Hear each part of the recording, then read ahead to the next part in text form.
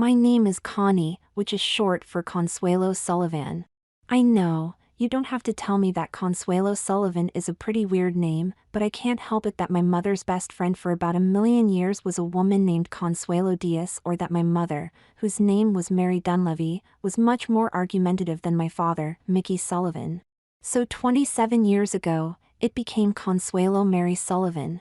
My mother died when I was about 6 and I remember her, but not very well.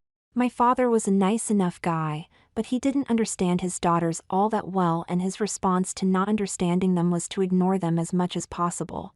So I grew up with a father I saw once in a while, his mother, his 3 sisters, my mother's mother, my 2 sisters and Consuelo Diaz. Mostly though, I grew up on my own. When it was time to go to college, I wanted to go as far away as I could and to go to a big city, and I wound up in Boston. I got an apartment with about a half-dozen roommates, and it wasn't long before I was Ms. Punkette. I got grades that were just about as good as I had to. When I was notified that I was going to graduate, I cleaned up my act for a couple of weeks, bought a dress and invited my father to my graduation ceremony. To my absolute amazement, he accepted. He came, we went out to dinner afterwards, and when he got into a cab to go back to the airport, that was the last I ever saw of any member of my family. For the next 6 years, I didn't do much of anything worthwhile. I did some publicity for some rock bands, sang with a couple, worked in a pet store, was a bike messenger, a tour guide, a waitress in a diner, a waitress in a clam shack, and a security guard. I must have passed out about 12 million flyers on street corners. The longest I ever held a single job was 7 months as a shipper/receiver in a bookstore. I never missed a rent payment, but I missed a lot of meals. I made up for it though, with lots and lots of Big Macs and Doritos. So there I was, sitting by myself on Christmas Eve, watching TV and having my Christmas dinner of instant soup, barbecue Fritos and Bud Light when I felt my life change. Of course the show I was watching was It's a Wonderful Life, which I always thought was hokey as hell, but watching It's a Wonderful Life on Christmas Eve was as much a Christmas tradition as anything else I had. I was near the end of the show when all of Jimmy Stewart's friends show up with money to help him out, and the happy ending just oozes all over the screen, and all of a sudden I felt absolutely, totally miserable. I knew right then and there that this would never happen to me. I would always be sitting in my apartment, never a house, that would be impossible, sipping on instant soup watching It's a Wonderful Life by myself every Christmas Eve from now on. I didn't cry, I never cry, but I went to bed, alone of course, and when I got up the next morning I got dressed, took the subway downtown and spent the entire day just walking around the city thinking about how miserable I was. By the time I got on the subway to get back home, I had decided that this had all got to go. I didn't know what I was going to do, but it was going to be something different. And the first thing I had to do was to find a job that paid more than I was making now, which was $6 an hour for 20 hours a week. On the way to my apartment, I stopped in at an ATM and checked my balance, $461.37. God, I was pathetic. Arthur, when I was 6 years old, my best friends were my next-door neighbor, Lisa, and another girl, Betty, who lived around the corner. We went to school together, played together all the time, and just generally hung out together. We'd been friends since before we started going to school, and it just seemed natural that we'd spend time together. One day while we were on the swings at the playground, I pushed Lisa higher and higher and then started saying something that I'd heard some of the other boys saying, "I see England, I see France. I see a little girl's underpants." I giggled, but Lisa, after breaking to a stop, asked me what was so funny about a little girl's underpants. All I knew was that it was supposed to be funny, so I kept giggling, but Lisa didn't seem to think it was all that funny. "So let me see your underpants," she said. "Well, okay," I said to myself. So I unzipped my pants and pulled them down. "I don't see anything funny about your underpants," she said, and started swinging again, but this time not so high. When we got home, Lisa told Betty about the song I sang and how she saw my underpants and didn't think they were very funny at all. Betty suggested that maybe it was just that it was girls' underpants that were funny, so she went in the house and brought out a pair of hers that had little pictures of Disney's Beauty and the Beast all over them. She handed them to me. "What am I supposed to do with these?" I asked her. "Put them on," Betty said. Then we'll see what's so funny about a little girl's underpants. Betty and Lisa were both giggling pretty hard by now. So I went behind the bushes beside the garage and took off my pants and my underpants and put on Betty's underpants and then pulled my pants back on and went back to the girls. So let's see, Lisa said. So I pulled down my pants just enough to show them and the girls both started laughing really hard. I didn't know what was so funny, though, because I thought they felt really nice. Then Lisa said that it wasn't fair that I was wearing pants because they couldn't see my underpants when we were on the swings or were playing around. Then Betty in the house and got a dress for me to put on. I went behind the bushes again and put it on and then came back out and we played together for another hour or so before Betty's mom called her in for supper. She looked at me funny when I knocked at the door a couple of minutes later to give Betty back her dress. I didn't give her back the underpants because I couldn't find mine and because I kind of liked them. My mother didn't say anything when I got undressed for bed that night and was wearing girls' underpants. And I didn't think anything about it when she started signing me up for after-school activities. Soon I was playing soccer on Mondays and Wednesdays, piano on Thursdays, and was in a book club that met every Tuesday at the library. That year I saw less and less of Lisa and Betty and I started making friends with some of the boys at school. I never met friends I liked as much as Lisa and Betty. And I never forgot that afternoon I wore Betty's underpants and dress. I don't know whether I was genetically predisposed to be a crossdresser or that afternoon with Betty and Lisa set me off, but I can't remember a time when I wasn't fascinated by girls' clothes. When I was 8, I was in a Christmas pageant as an elf and our teacher decided that we all had to wear red tights. Most of the boys were embarrassed and I pretended to be, but I loved it. I can remember spending hours with the Sears catalog, not looking for toys but gazing at the underwear ads. When I was 11 I began raiding the dirty clothes hamper to try on my mother's panties and it wasn't long before I was trying on pantyhose, girdles, bras and eventually skirts and dresses. At that time my mom's stuff was a little big but by the time I was 14 it was fitting pretty well and when I was 16 it was getting a little small. The thing was, I just couldn't get up enough courage to go into a store and buy something. Once or twice I steeled myself and marched right into a department store but I could not bring myself to actually tell a salesperson what I was doing. There was even one time when I grabbed a couple of pairs of panties and a nightgown in a discount department store, no salespeople to ask embarrassing questions. When I approached the cash register and saw the teenage girls ringing and the customers waiting in line I panicked and dumped my stuff in a candy display and walked out of there as fast as I could. I went away to a large state college in the middle of nowhere and tried as hard as I could to put this out of my mind. One night, long after most people had gone to bed, I was doing my laundry and I noticed that one of the dryers still had clothes in it. I peeked and it was a girl's load. I made sure that nobody was looking, reached in, grabbed a pair of panties and stuffed them in my pocket. Eventually, I buried them with my own things and one day when I was in the dorm room by myself, tried them on. They were only a little too small but I felt like I was walking on air while wearing them. I stole a few more pair over the next few weeks and wore them as much as I could but a very close call one afternoon put an end to that real quick. I graduated from college, moved to Boston, got a nice job playing with computers for a law firm and found my own apartment in a nice area. I told one girlfriend about my interest and she let me try on a couple of her things while we were making love but she was so much smaller than I was that it didn't work and I looked and felt ridiculous. Another time I told a different girlfriend and almost immediately the frost machine kicked in and it became obvious that this was our last date. After I'd been working with this company for a couple of years, I worked out a way for them to integrate this research database they'd been using with their own local network. This allowed the attorneys who were computer literate to save a tremendous amount of time on their research while allowing them to lay off a couple of clerical workers. I felt bad for the girls who were let go, but I got a $5,000 bonus, a raise and a new title out of it, so I didn't feel bad for long. The first thing I decided to do with my money was to pay off my credit card. The second thing was to buy a dress. And everything that went with it. Connie, the first thing I had to do was get some clothes to do interviews. I didn't own a single dress. I owned exactly one skirt and it was a shapeless India print that I wore on very hot days with a tank top. Everything else was jeans and sweats and tees, with some leather and stud club wear. I washed the teal color out of my hair, removed the studs from my nose, looked for my neatest pair of jeans and my cleanest sweatshirt and headed off to the mall, gag, to buy some clothes for interviews, whatever that meant.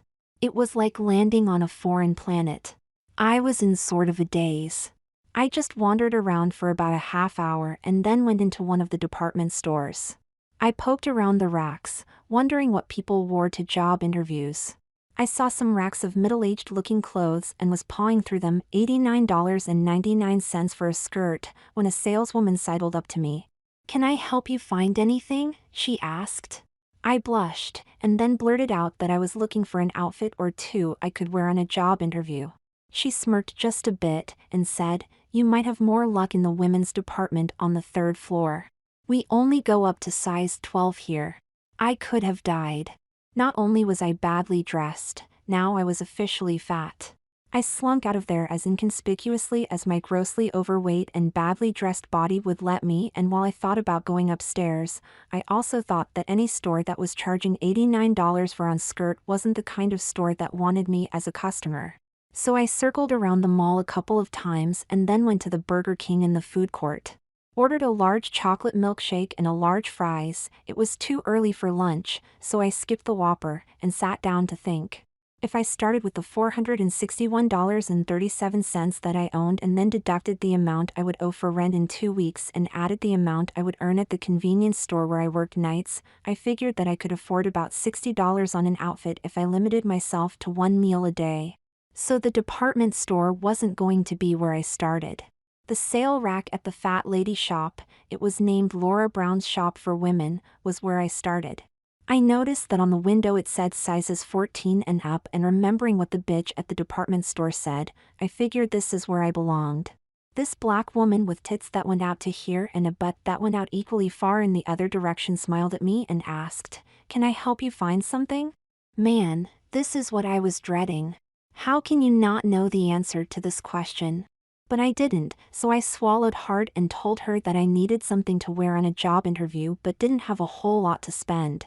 "I know what that's like, honey," she said. "Follow me," and she waddled to the back of the store where the clearance items were kept. "We have a couple of things back here that could do you proud." She riffled through the skirts onto these big circular racks and her hands landed on a bunch of khaki skirts that didn't look too bad, and then she asked me what size I was. I'm not sure," I mumbled, trying to be as nonchalant as possible. With that, she scooped up an armful, well, 4, and said, "Why don't you try them on and see which one fits best?" So I did, and that's how I found out I was a 16. As I was in the dressing room, trying to remember how to zip something that zipped on the side, my own personal salesperson was busy getting me a pale blue shirt and a skinny belt to give to me when I finally figured out which skirt I was going to buy. I accepted her stuff without a second thought, not that I even possessed a first thought at this point, and headed toward the register to pay for everything. "Hold on a second, honey," she said as she touched my elbow. "If you going be wearing a skirt, you going be needing something for your legs. You can't wear socks with a skirt. You have something at home?" When it was obvious to her that I didn't own a single pair of pantyhose, she reached for a package. When she saw my face begin to gag, she reached for a pair of knee-highs. "You can get away with these," she said. "Don't forget to shave though," and then she allowed me to go to the register. The whole thing came to $64.96, and as I paid for everything, I figured that my shake and fries would have to be today's dinner. As everything was being rung up, I saw a pad of job applications on the counter, so I filled it out and left it behind, paid for my interview uniform and headed home. On the way out the door, my shopping bag caught on a security device attached to a velvet dress. As I swung my arm forward, the bag pulled the tag with it, until the rack was just about to topple over onto my back. As I turned around to see what was happening, the bag twisted the rack in the other direction and I kind of twisted with it to grab it and right it before it fell over. Except I slipped and fell flat on my butt underneath the rack of velvet dresses that fell on top of my. When I tried to get up, I pushed the rack to the side and it caught the underside of a table full of sweaters, which when tipped all fell to the floor. I finally got up and began to try straightening everything up before anyone noticed, but my own personal salesperson and another woman in her 30s had reached the front of the store by that time. With their biggest, widest, most sincerest smiles, they told me not to worry and that everything was all right. I hadn't been that embarrassed since I wet my panties in the 2nd grade. I went straight home with every intention of going to bed. It was 11:20 a.m. Arthur, okay, I had decided to buy some clothes. So I jumped in my car, drove to the mall, parked, took the elevator up the level where the stores began, stepped out of the elevator and froze. Solid. Like a statue. What the hell am I doing? I asked myself. I was standing in a shopping mall with a flush credit card burning a hole in my pocket and visions that ranged from Madonna to Buffy the Vampire Slayer dancing in my head, my face on all of them of course, but no idea what to do next. I suppose the thing to do was just to plunge ahead. So I did. I was closest to Macy's, so I marched right in and there was the intimate apparel department staring me right in the face. What did I do? I charged right in and found myself in a veritable sea of panties. Row upon row of chrome stands with hundreds of panties hanging from them. White panties, black panties, leopard print panties, floral panties. Skimpy, lacy panties, big balloony panties. Nylon panties, cotton panties, silk panties, lycra panties. Sheer panties and opaque panties.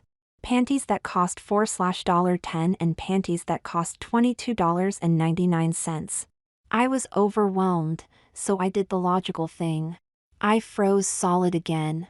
Until I heard some ask, "Can I help you with something?" A girl who couldn't have been a day over 17 was smiling at me. I must have blushed as red as the panties 1 rack over, 2 racks back, 2nd tier on the left. No. No, thanks. I spun around to leave and as I left I caught my sleeve on a rack of Wonder Bras that I pulled crashing to the floor, right on a main aisle. I started to right it and a dozen or so slid off their perches and scattered to the floor. I didn't know whether to bolt or cry, but that lovely young 17-year-old came to my rescue. "I'll take care of these, sir. Don't worry about it." I mumbled a thank you and slunk out. I began to think this wasn't going to work. Certain that everyone in the mall had seen me and was whispering that I was the man in the panty section who tried to steal a rack of bras, I went as inconspicuously as possible to the food court where I ordered a Coke and fries at Burger King and sat down at the most remote table I could find. I had to think about this. The only thing was, no thoughts would come. Part of me knew that this was a thing that I had to do and the other part of was shouting that this was stupid and wrong and I didn't know what I was doing. It was sort of a psychological pinball. In a little while, though, staring at the almost empty Coke and the congealed fries got to be a little old, so I got up, walked around the mall a couple more times trying to figure out what to do and then gave up and headed to my car. I'd deal with this later. Connie, like I said earlier, I got home a little after 11. I got out of those clothes and sat on the edge of my bed in my underwear. I knew that I had to get dressed, get out and start looking for work, but it just seemed so hard. A little after noon, I knew it was afternoon because Lisa was over and there wasn't anything else on until 1, the phone rang. "Hello, this is Angela Hartford from Laura Brown's. Can I speak to Consuelo, please?" Oh my God. I must have broken something when I tipped over the rack. Or they think I stole something. I'm going to die. "That's me," I said in my smallest, most demure voice. It must have sounded like Minnie Mouse, or at least I hoped it did. "Hi, Connie. I'm the manager and I received your application. I'd like to set up a time for an interview." There was a long pause as I totally reoriented my brain. After squeaking out an okay, Ms. Hartford asked me if tomorrow morning at 10 would be too soon. I said that would be fine and we thanked each other and hung up.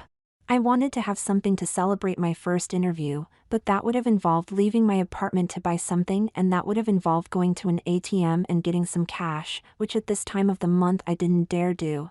So I satisfied myself by punching the air with my fist, dancing around the bed and waiting for Ricky Lake to come on. Turns out the interview wasn't much of anything, which means they must have been so desperate for help they would have hired a chimpanzee if it could fill out an application. Ms. Hartford and I chatted for about a half hour, and the only question that sounded like it was important was, "Can you work weekends?" When I told her I could, I almost saw her putting my name on the schedule. At the end of the half hour, she asked, "When could you start?" "Right now, if you want," I answered. "I don't see any problem there," and with that, she gave me a bunch of forms to fill out and I joined the ranks of the employed. When I got back home, I sat in my car in my driveway for a long time, but I didn't find any answers there either. I fired up my computer and started surfing, looking to see if I could find a size chart or something. I went to LL Bean's, Land's End, J.C. Penney's and about a half dozen others, found what I was looking for on some of them and printed them out. Compared them all and found that I was a 14, 16 or 20, depending on whether I was measuring my chest, waist or hips. The best I could do with a bra was a 40A, and I couldn't find a 40A in anyone's online catalog. As for panties or pantyhose, forget it. I couldn't make heads or tails out of anything. Well, that weekend I went out shopping again, this time to a different mall, one with stores a little further down on the price scale. Well, it didn't make any difference. As soon as I entered the women's department, I shrunk up inside and was convinced that everyone's eyes were on the freak in the dress department. The first store I went in was a discount department store, and there were just too many people around, and I quickly walked out. The second store was an off-price store, and it was a little crowded, too, but this time I figured it was time to, do it or get off the pot, so to speak. So I wandered around the store a while, picked up a pair of men's jeans so I'd have something to drape over my arm, and sort of sidled into the women's section. I kept my eyes constantly looking around from side to side to see if anyone was going to freak out over me, and at the same time tried to keep my head down so nobody would see me.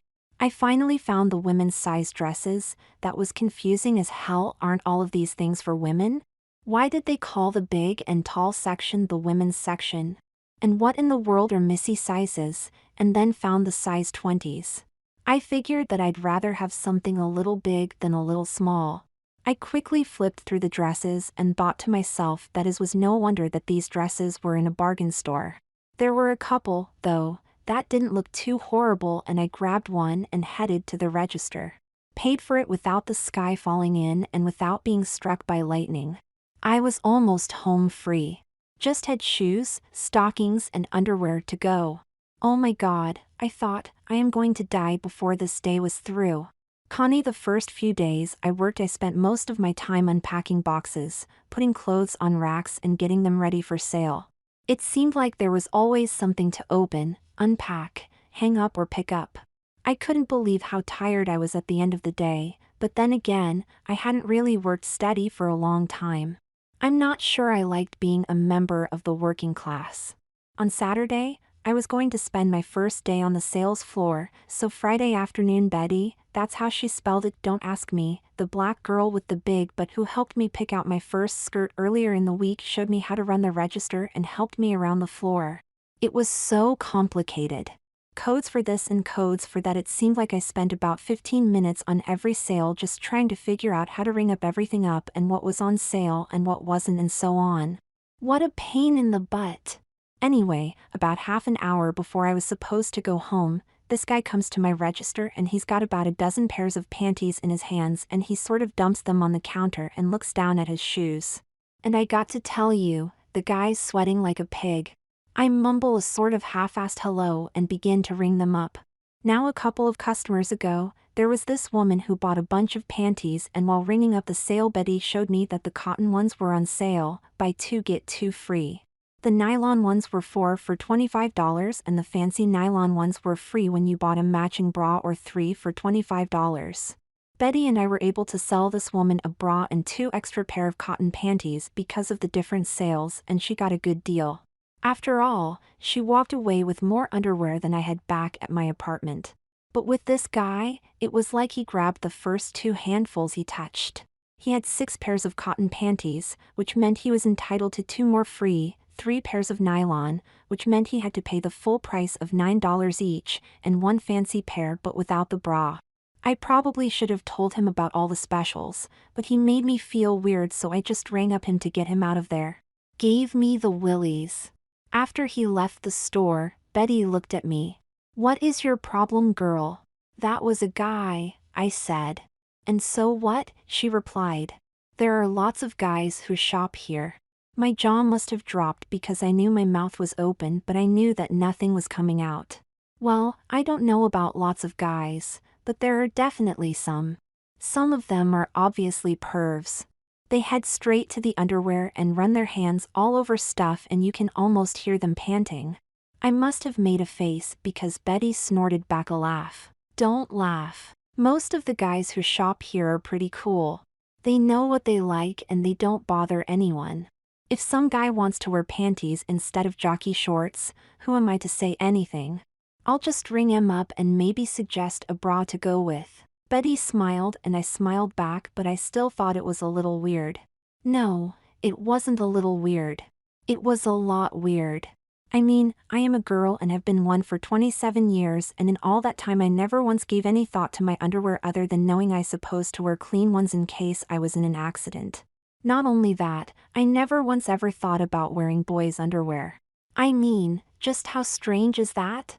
I know there are guys who do this. I remember seeing the news one day when Dennis Rodman was on in a wedding dress, and there's RuPaul, and I've seen some of these transvestites, I guess that's what you call 'em, on Jerry Springer, but you don't think of people like that just walking around, you know?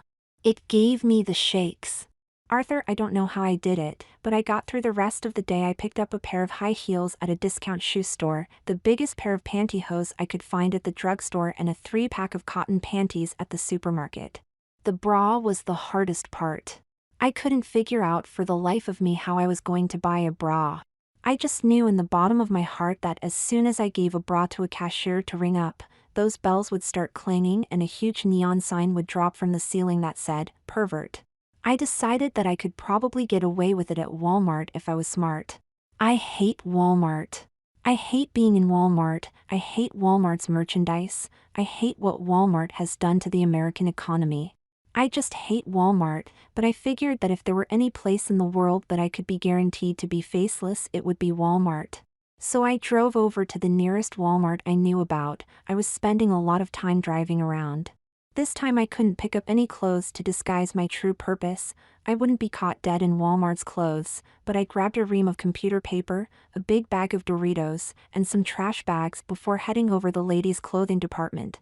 What I wanted to get was one of those bras in a box, because I knew that I couldn't bear fingering the ones on a hanger looking for my size or walking through the store with a bra hanging from my hand.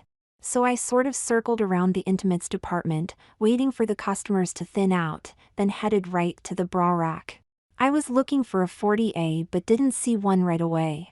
I probably could have found a 40B if I was willing to spend some time pawing through the rack, but my heart was beating louder than the cannons in the 1812 overture and I had to get out of there, so I grabbed the first 40 I found, it was a D, and headed towards the register. This was going to be the hard part, getting through the register.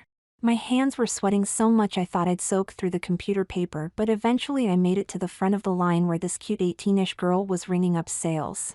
It was now or never. I clumsily dumped everything on the counter and the bra skidded off the trash bag box and slid off on her side. She picked it up, scanned it and stuck it in a bag, and that was that. And I was still alive. After I got home I couldn't wait to put everything on. I ripped apart bags, tore size tickets off, cut off tags, and generally made a mess of my apartment. When I got dressed and looked in the mirror, I probably should have been disappointed. The panties were a little small. Okay, they were a lot small. The waistband wouldn't pull up past my butt and they felt as if they were just about to fall off. They couldn't fall off, though, because the leg openings were so tight that circulation to my thighs probably had stopped. The bra was okay around the chest, but it looked stupid with all that unfilled material in the cup. So I filled it with socks. But do you have any idea how lumpy a D cup filled with rolled up socks looks? The pantyhose were okay, except that I caught my toenail when putting them on, and that started a run that went nearly the entire length of the hose. All that was okay, though, because you couldn't see any of it. The dress I bought was so huge that I could have fit a friend or two in it without too many hassles. The shoes, on the other hand, were not only as undersized as the panties, they were really cheap, and I split the seam on the heel trying to put them on, and way too dressy for this dress. And none of it mattered a bit, because I felt pretty. As far as I was concerned, the person staring back at me from the mirror was stunningly beautiful and I was high as a kite. Eventually, I came down from my high, and when I did, I began to recognize some of the, shall we say, flaws in my appearance. I also recognized that I really liked myself this way. Where could I go from here? Connie, over the next few weeks, I got pretty good at my job.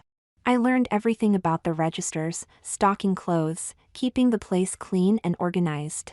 I even did a little selling on the floor, although I didn't think I knew enough about the merchandise to actually help a customer. For crying out loud, I didn't know enough to dress myself all that well.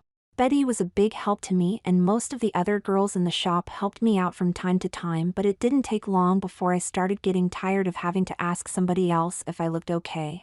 It was one thing when I dressed deliberately ugly, but after spending a couple of weeks as a responsible adult, that just didn't seem to cut it much for me anymore. It was something else altogether when I looked ugly by mistake. After this one particular day when Angela suggested that I stay in the backroom working stock, I decided I couldn't let this go any further. I started coming in early and staying late after punching out to try on outfits, check sizes and see what worked and what didn't. Some of the other girls thought I was crazy after 8 hours working in the store. They just wanted to get home. I didn't have all that much waiting at home, and being embarrassed by wearing stupid clothes was something I just couldn't handle again. I never used to think that clothes meant a thing, but there was this one time when I saw myself in a dressing room mirror in an outfit from the store, and I said to myself, wow, I looked damn good, and I felt even better. The first time I helped a customer put together an outfit that looked just right, I felt almost as good. That was a lot better than schlepping boxes around or ringing registers. The harder and longer I worked, the better I got at it.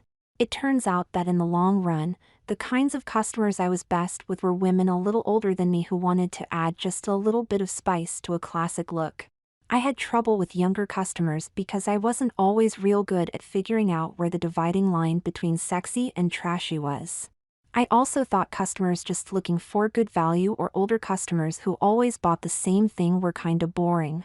I looked for ladies with some room on their credit cards and a taste for looking good. Men still made me uncomfortable. Every once in a while we'd get some guy in the store, but I'd try to find some work to do somewhere else. Some of the other girls would tease me about it, but I could put up with that. I mean, there were some guys who were buying gifts and they were fun to help.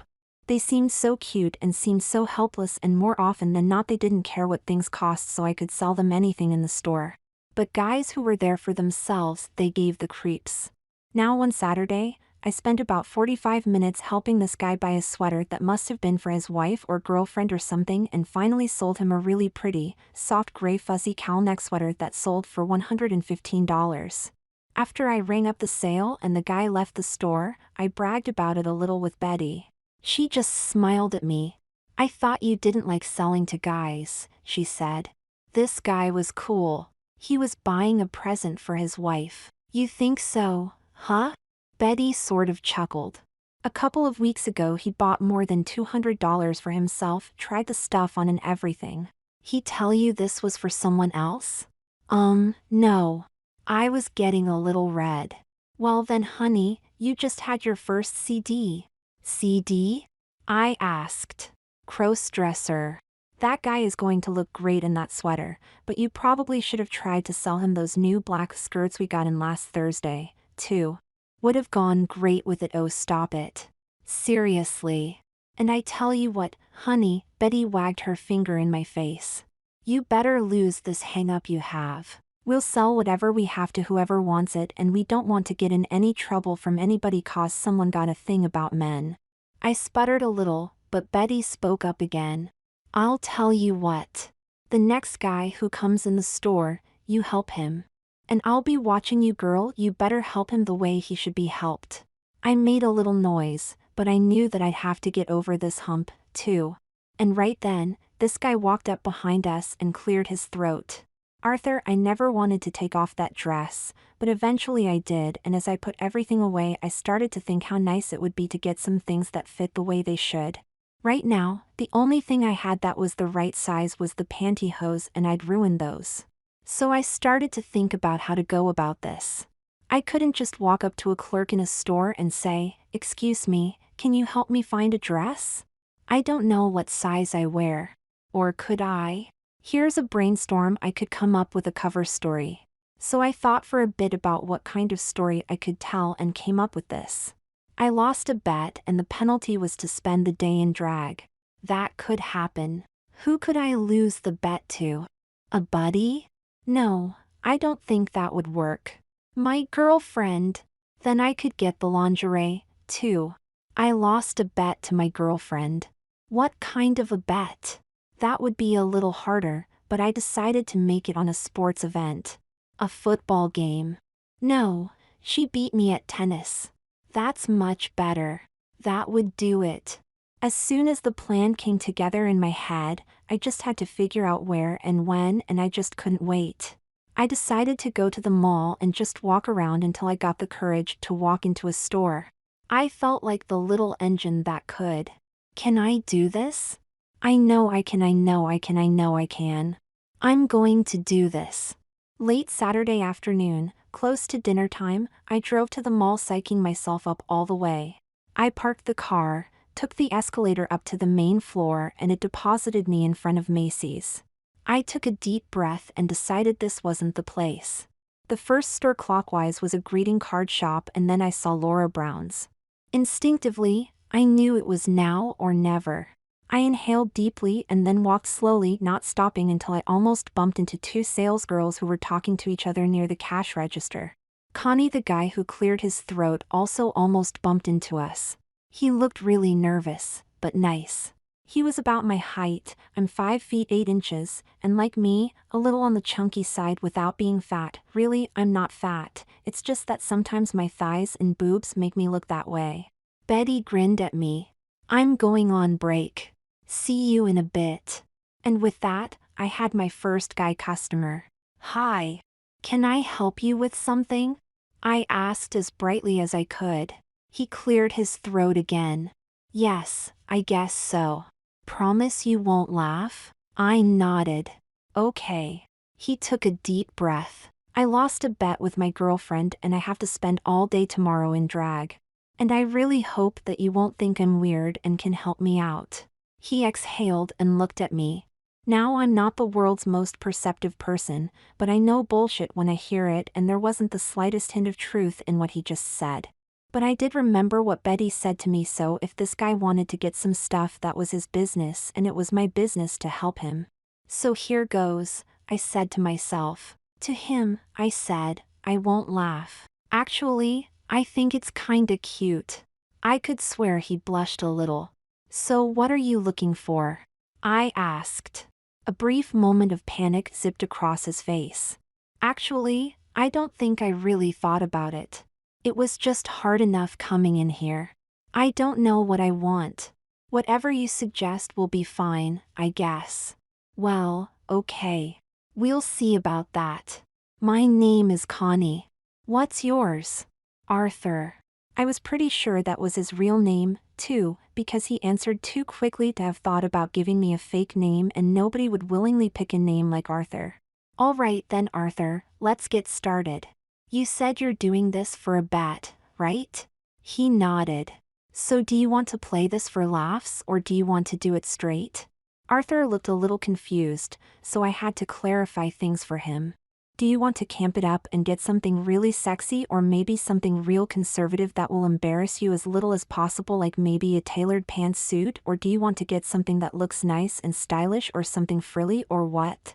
I'm trying to figure out which direction to go here. He thought for a second or two and then blurted, "No pants." Then after another second or two, "My girlfriend wouldn't like that.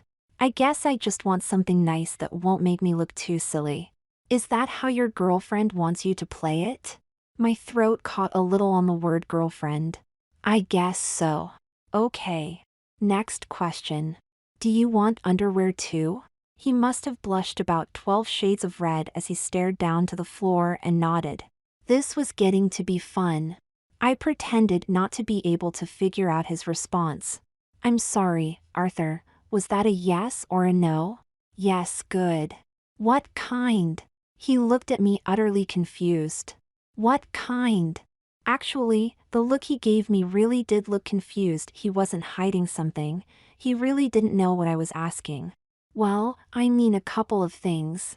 Are you looking for a camisole and half slip, a full slip, bra, girdle? I let my voice trail off. I guess a bra and... Now it was his turn to trail off, but I wasn't going to let him off the hook, so I just smiled and waited. Finally, he almost whispered panties. Then he paused a bit and looked away and added, and a slip or half slip if what you pick out for me needs it. Which told me that he had done some studying on the subject, even if he was working real hard to pretend he hadn't. That's no problem, we'll take care of it. Now for the zinger. Now, once you tell me your sizes, we'll be able to get right to work. My sizes? I don't know my sizes. I've never bought women's clothes before. I noticed that he didn't say he hadn't worn women's clothes, just that he hadn't bought them. Cute. I was about to start having some fun with him again, but there was something in his face that stopped me. This guy wasn't at all like the sleazy pervert I thought a guy who wore women's clothes would be. He actually seemed embarrassed to be here, but almost as embarrassed that he didn't know his size as he was over being here in the first place. I mean, he really seemed like Joe Average, except that I'd never had to figure out what size skirt Joe Average wore before. My disdain was turning, a little, to pity. Don't worry, I can take care of it. I said. Why don't you follow me to a dressing room? I noticed a flash of terror passing over his face. Relax, Arthur, everything's going to be fine. I'll get you all dolled up and won't charge you an arm and a leg either. With that, I led him down to the dressing room that would be the most private and left to find my tape measure. Arthur immediately after blurting out my story, I knew it sounded as phony as a $3 bill, and part of my brain was urging my feet to run out of there as fast as they could go. The other part of my brain was telling me that if I'd already made this much of a jackass out of myself, how much worse could it be? In the end, I couldn't refute that kind of logic, so I didn't run away. I don't know what I expected. Maybe I was thinking that once I whipped out my trusty, cover story that I'd waltz out of the store looking like, I don't know, Jennifer Aniston? Although Jennifer Love Hewitt is more my color and type. What I didn't expect was to receive the third degree from a saleswoman, but once I spent 2 seconds thinking about it, I knew why she was just doing her job. The she in question was the salesgirl who was wearing one of those carved plastic name badges that said Connie. She was almost as tall as me, but I'm not all that tall, to tell you the truth, but a little on the chunky side. Not fat, but her hips and thighs were plenty rounded, and she was pretty generously endowed up top, if you know what I mean. The thing I noticed most about Connie, though, was her face. She had a wild head of untamed reddish-brown hair that framed face, and it was a big, warm, friendly face. Big red lips, and I don't think she was wearing lipstick, prominent, fleshy cheeks and bright blue eyes and a smile that just couldn't quit. Every once in a while I got the feeling that she wanted to let loose with a huge guffaw but was working too hard at keeping herself reined in. So she's asking me all these questions and I'm trying like hell not to let on how turned on I am or how embarrassed I am. And then she tells me to hit the dressing room and I almost freaked. It never occurred to me that I'd have to try anything on. I thought they'd just know what size I'd wear. There is no way in a million years that I'd be able to actually put something on in a store. In a goddamn public store. What if someone saw me? Connie's going to know that I'm actually wearing this stuff. What if someone freaked because they saw a man in the dressing room? This was going way too far, but Connie didn't seem to be fazed as she led me to the back of the store, opened the door and indicated that I go inside. Instant paranoiac meltdown. If I could have pulled the floor over my head and disappeared, I would have. I must have been sitting in gallons of sweat and my hands were shaking, but when Connie came back with a tape measure, she didn't seem to notice. She asked me to raise my arms and she wrapped the tape measure around my chest, then dropped it an inch or two and did it again. Then she measured my waist and then wrapped the tape measure around my butt. A perfect 42-38-40, she giggled. I'll be right back. Don't go anywhere. And she went off towards the front of the store. I knew the outfit I wanted and I prayed that she'd bring it back to my dressing room. They had it displayed on a mannequin just inside the window. It was a two-piece dress in a rich, dark red with black, abstract floral pattern constructed out of thin, delicate lines. It has elbow-length sleeves, a V-neck that didn't plunge too deeply, and a notched collar, but it was the gorgeous color and the way the full, calf-length, bias-cut skirt draped across the mannequin's legs that set my heart to quivering. It wasn't what she came back with. I thought you might like something like this. It's a skirt set, but it's not real frilly and it'll be easy to wear. Connie gave me the skirt and top. Try these on and let me know. It was a navy blue knit two-piece dress with three-quarter sleeves and a scoop neck. The skirt was probably supposed to be a couple of inches below the knee, and all in all, it was pretty boring. Now I'm saying that it's boring. At the time, I was tingling with excitement. So I closed the door to the dressing room, took off my pants and shirt and put on the skirt and top. Wasn't all that hard at all. Right. I avoided looking in the mirror until I was dressed because I wanted my first glimpse to be, I don't know, ceremonial. Everything felt like it more or less fit, so I slowly turned around to face the mirror. I don't know what I expected. Well, yes I do. I expected to be dazzled by a radiant feminine beauty staring back at me. That, or for the sky to open up and a bolt of lightning to strike me dead for wearing a dress in a public, well, sort of public, place. I didn't expect to see me wearing a dress that looked lumpy. Lumpy was exactly the right word for it. It was a clingy sort of knit, and since I didn't have anything upstairs to push things out a bit, the top hugged every curve and line I had, including a little run around my less than A cup, the beginnings of what would become a pot belly if I wasn't careful, and love handles that I didn't remember having. All that was pretty bad, but it wasn't as bad as the bulge between my legs or the fact that the skirt showed every line of my bunched up boxers. The hairy legs covered by white athletic socks sticking out from the skirt didn't help either. Connie knocked once, saying knock knock. I gave her an absent-minded yes, as I continued to pick out flaws in my appearance. She interpreted that yes as permission to enter and opened the door. I panicked, but there wasn't much I could do besides stand as rigid as a rock and blush. She grasped my shoulder and turned me around to face her. Well, she murmured, almost to herself, I think we have the size right, but this won't work at all. She raised her voice a little and looked me in the face. What do you think? It's okay. I lied. We can do better than this, though. Seriously. Whatever you say. I tried to grin, but it must have looked as weird as the rest of me. You're the expert. That got a bit of a giggle out of her. Well, if you don't mind, I'd like to try something else. You know what else? She paused thoughtfully. I think we probably ought to get the underwear done first. It's hard to get a good fit with what you have on now. Her giggle got a little louder. My blush got a little deeper. I managed to eke out an okay.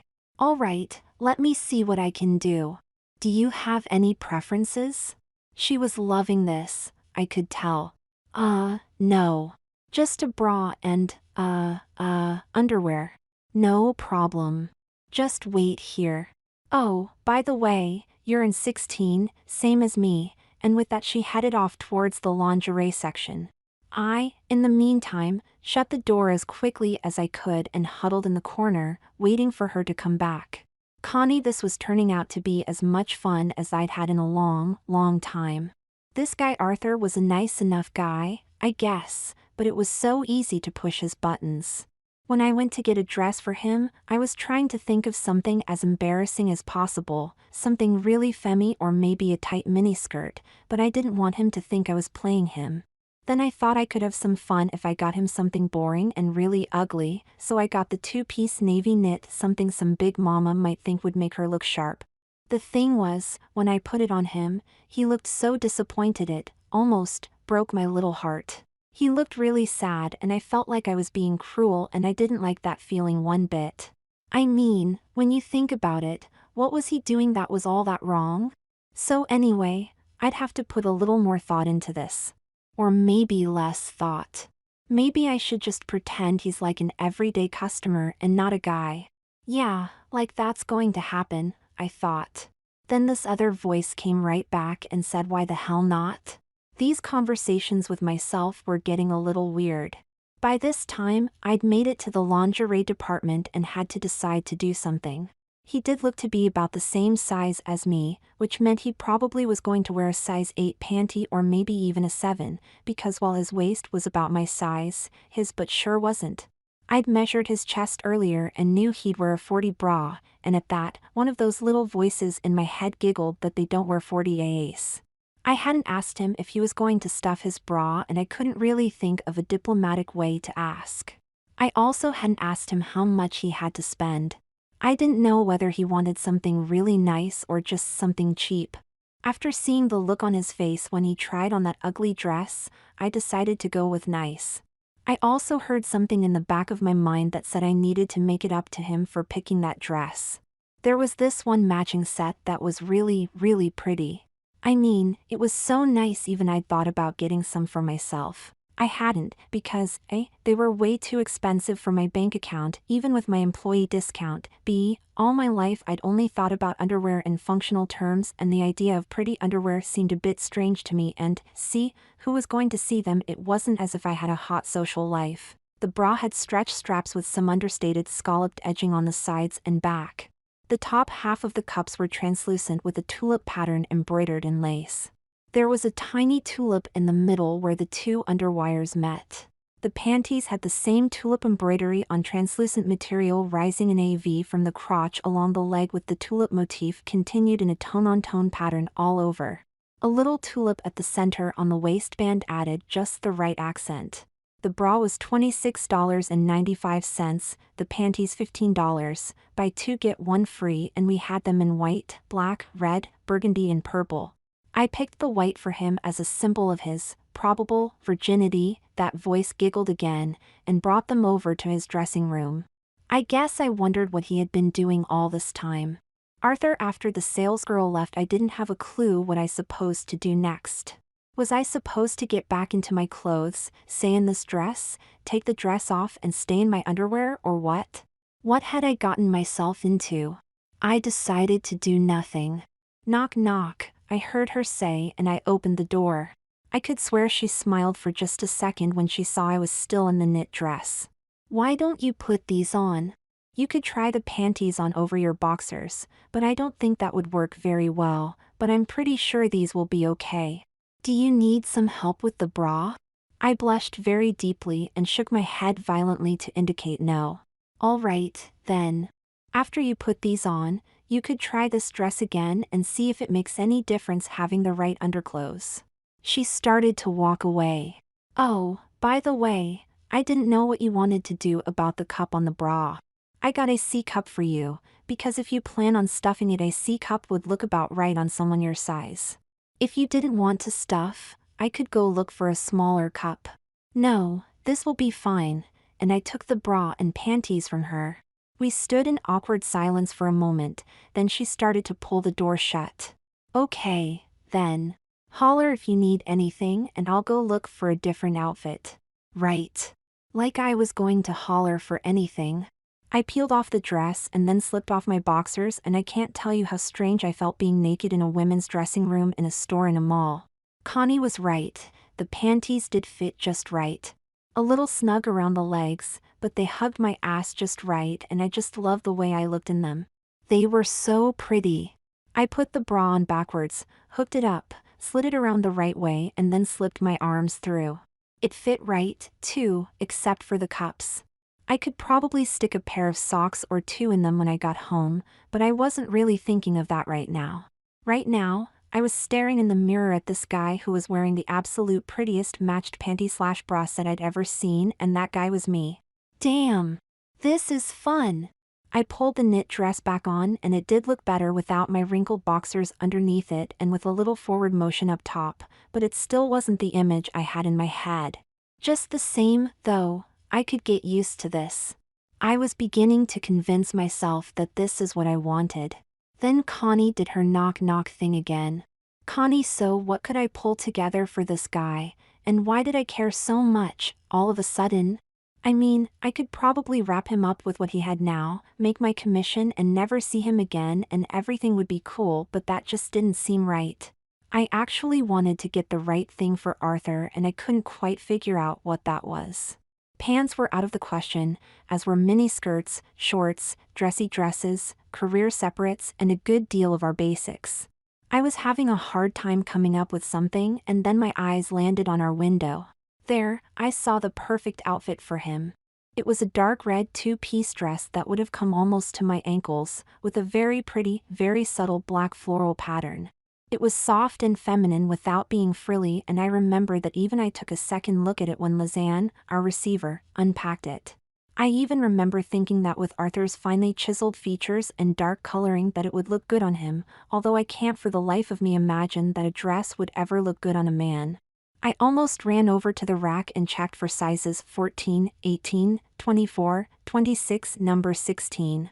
For a second I thought about showing Arthur a 14 and an 18 and seeing which worked best, but then I had a hunch and checked the mannequin in the window. Bingo! A 16! So I stripped the mannequin as quickly as I could, stabbing myself with hidden pins a couple of times in the process, shook the dust off the dress, regained my breath and brought the dress over to Artie. I'm sorry, I just can't call someone Arthur without thinking of an aardvark. Knock, knock, I said and opened the door to give him the dress. The expression on his face was totally priceless. Arthur, she brought me the dress. This was the dress I saw in the window that I almost drooled over. Of all the things in that entire store that I wanted to wear, she brought me exactly the right thing. I almost fainted. I did, I really almost fainted. Then I remembered that I wasn't supposed to like this and this was all for a lost bet, and as fast as I could I tried to get hold of myself. I have no idea how well I did at it, and I have no idea what Connie must have thought about my reaction to the dress. I felt like I was drenched in sweat and my heart was hammering, but I mustered up every bit of nonchalantness. I know there's no such word, but it's the only way I can describe it, and took the dress from her. Okay, I said. I'll try this one too. I tried to heave a tired sigh, but it probably sounded more like hyperactive panting. The expression on Connie's face as she closed the door was pretty bizarre. I couldn't tell if she was amused, amazed, shocked, or even a little scared. To tell you the truth, though, I didn't care a bit. I just wanted to see how I looked in that dress. As soon as the door closed, I almost ripped that navy monstrosity off me, flinging it in the corner. I lifted the top over my head and allowed it to float over my body, and without even glancing in the mirror, I didn't want to spoil my first look, I pulled the skirt up around my waist, adjusting it just so. Then I turned around and faced the mirror. And I loved what I saw. Whoever made that dress, made it for me. It draped over my body in the most languorous, sensual way possible. The deep, dark red color was perfect for me, and the subtle black decorative lines mirrored the subtle, dark lines of my eyes, brows, and lips. I was transfixed, and the longer I looked at that mirror, the better I liked it. Forget no makeup. Forget short hair. Forget the athletic socks. This person in the mirror just looked so right. When I slipped off my socks, I almost swooned as it made what was already perfect better. For the first time in my life, I didn't feel like a freak. I felt like this is the way I should look. Connie, I didn't know what was taking so long inside the dressing room. After clearing my throat a couple of times, I thought I ought to do or say something, so I asked, "Everything all right in there?" He didn't respond for a beat or two, then squeaked out an yes. "Everything's fine. How does it fit?" I heard him clear his throat. "Fine. Does it look okay?" A little more throat clearing, then a low, soft, yes. "Can I see?" Another pause. "Do you have to?" he asked.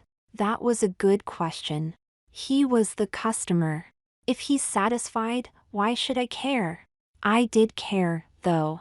There was something about him that piqued my curiosity, and I also wanted to know if my take on the dress was right. "No, you don't have to, but I'd like to see how you look anyway."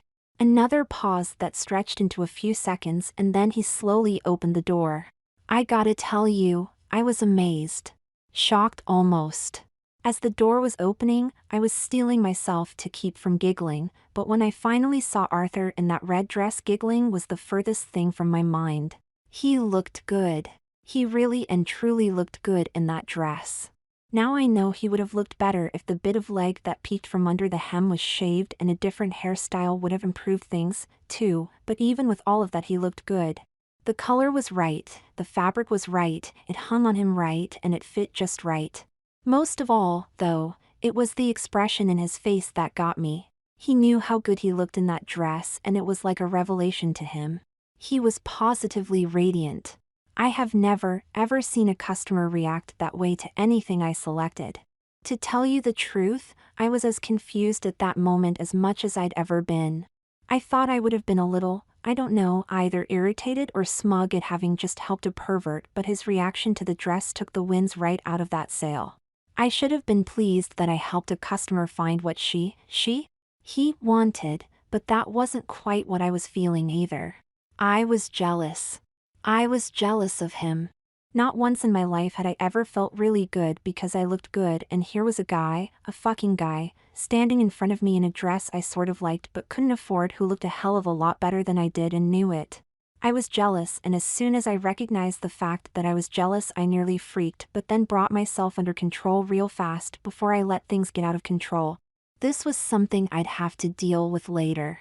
Much later, I hoped. Not too bad, is it? What do you think? After all that, all I could manage was something stupid like that, but what was I supposed to say? That dress is you. Ugh. He smiled to himself for just a moment. I think it'll be okay. I can go with this. You sure? I asked. I can show you some more, and I laughed, as if letting him in on a joke. No, this is okay. All right. I didn't know where to go with this. Why don't you get dressed and I'll ring you up? You can leave the other outfit there, I'll take care of it. I paused for a moment. You don't really need a slip with that, but what about pantyhose? Pantyhose? I guess so. What shade? I don't have any idea. He was almost whispering by now. Whatever you think is best. All right, I can take care of it. I'll meet you at the register. On the way back to the register, I picked up a pair of suntan, nude toe pantyhose in a size I thought would fit. I remembered that they were on sale, $3/15, and on a hunch I added 2 more, one in nude and one in coffee. Riding that same hunch, I added a couple of pairs of panties, one in red, one in black. They were buy 2 get 1 free. I wanted to see what would happen. Arthur, I did not want to take that dress off, but I knew I'd have to. Off it came, carefully and lovingly and gently placed back on the hangers. I slipped off the panties, unhooked the bra and put my real clothes back on. What a come down, but I knew I'd done the right thing. I couldn't wait to get home. As I came out of the dressing room, a mother and daughter were browsing the clearance rack nearby and gave the man with the dress, bra and panties draped over his arm a strange look, but I hardly noticed. I headed to the checkout, where Connie was fussing with something beside the register. All set, I guess, as I laid my things on the counter. I have to thank you for this. You were really helpful, and I really appreciate that you didn't get all weird or anything. I thought I saw her smile to herself. No problem at all. That's what we're here for. She straightened out my purchases and then added a couple of things on top. The panties are on sale, buy 2 get 1 free. That's a really good deal, so I picked out another couple pairs for you. And these pantyhose are on sale, so I got 3 pairs for you. You don't need to buy them all, but it's such a good deal I thought you might want some extras. Another moment of truth. This was supposed to be the losing payoff in a bet, so why would I need more than one of anything? On the other hand, it was a good deal, and why shouldn't I have a couple extra panties? On the other hand, if I bought them, it would be like telling Connie that I liked this stuff and wanted to wear it. On the other hand, how many hands did I have? There was something about her I trusted. Go ahead, I said. I'll take them. This time when she smiled, it wasn't just to herself. She looked so pretty when she smiled. Connie rang up the sale, processed my visa, carefully folded up my new wardrobe and bagged it all. She was chattering amiably all the time, but I don't think I heard a word she said.